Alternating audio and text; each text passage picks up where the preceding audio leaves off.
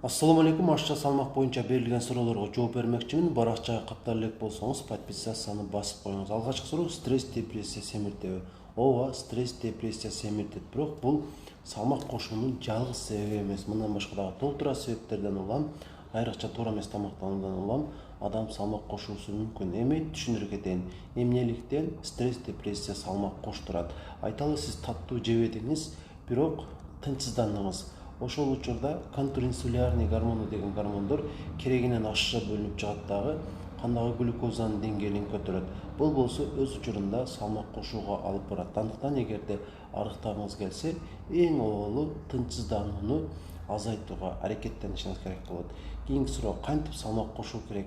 Салмакты азайтууга караганда көбөйтүү кыйыныраак, бирок мунун өдөсүнөн чыкса болот. Эң оболу аткара турган нерсеңиз узагыраак убакытка план түзүшүңүз керек. Аз дегенде 3 айга, анткени кыска убакытта салмак кошуу мүмкүн эмес. Анан дагы айтып кое турган нерсе, максат май катмарды эмес, булчуң катмарды өстүрүү болуш керек. Ошондо максатты туура койгон болосуз, ошого жараша аракетиңиз дагы натыйжалуураак болот. 2-3 ай арыктатабы?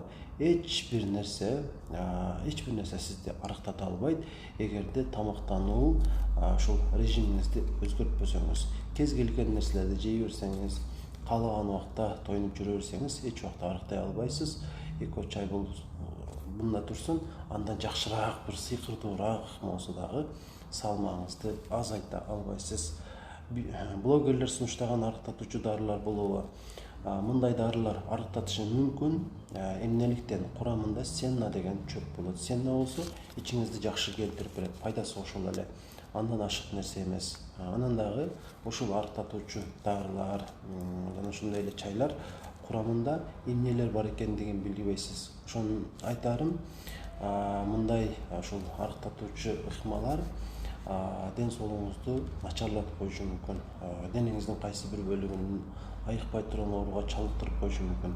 Ошондуктан блогерлер сунуштаган нерселерди ичпей эле коюңуздар. Алар табиятынан эле арык болуп туруп эле сиздерге ушундай арыктатуучу дарыларды, чөптөрдү сунуштап коюшу толук ыктымал. Көп суу ичсек арыктайбызбы?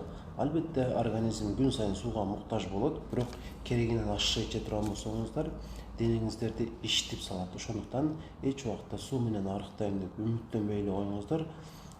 Болгону ошол сууга болгон муктаждыкты берип туруш керек.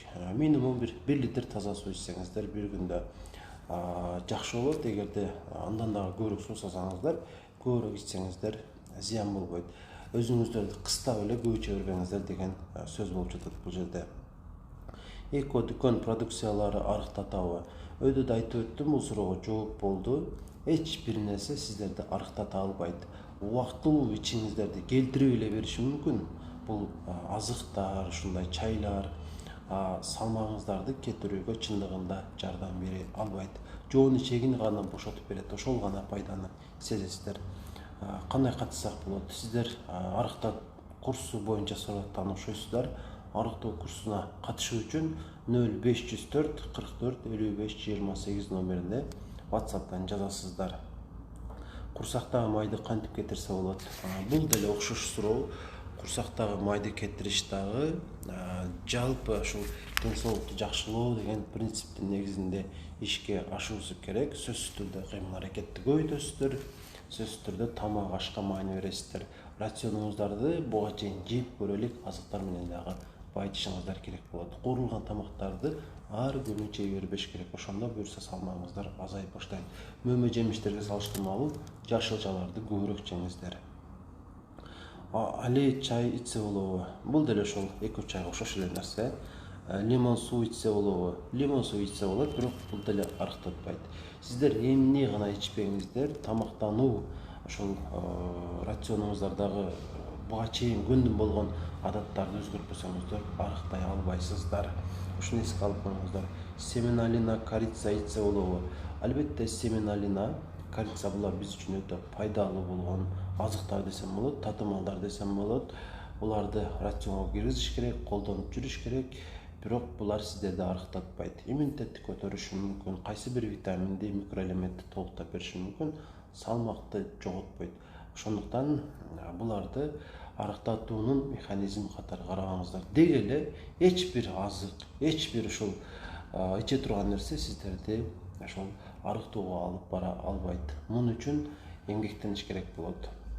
Спорилин арыктаганга жардам берет. Окшош эле суроо. Баарыңыздар эле бул арыктатабы деген сыяктуу суроолорду берипсиздер. Жыйынтыктап дагы бир жолу айтайын. Эч бир азык, эч бир дары, эч бир суу сиздерди арыктата албайт. Тамактануу режимди өзгөртүш керек. Мен сиздерге азыр 3 сунушту айтам.